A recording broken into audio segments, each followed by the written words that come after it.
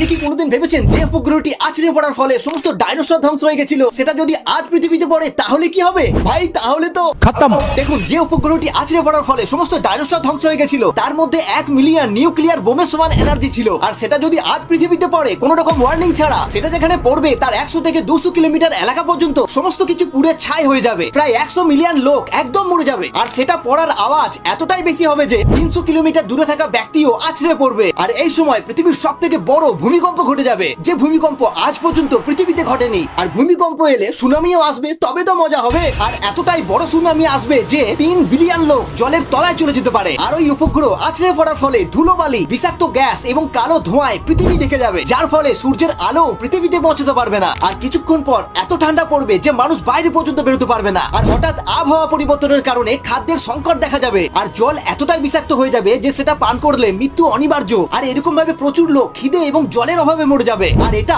কয়েক হাজার বছর ধরে চলবে। শেষে মাত্র কয়েকজন লোকেরই বাঁচার আশঙ্কা থাকবে, যারা সঠিক সময়ে আন্ডারগ্রাউন্ড বাংকারে চলে গেছিল। তো এখনকার হিসাবে দেখা গেলে টেকনোলজি অনেক উন্নত হয়ে গেছে। যদি কোনো উপগ্রহ আসে তার ডাইরেকশনও আমরা চেঞ্জ করতে পারবো, যাতে সেটা পৃথিবীতে না পড়ে পাশ কাটিয়ে চলে যায়।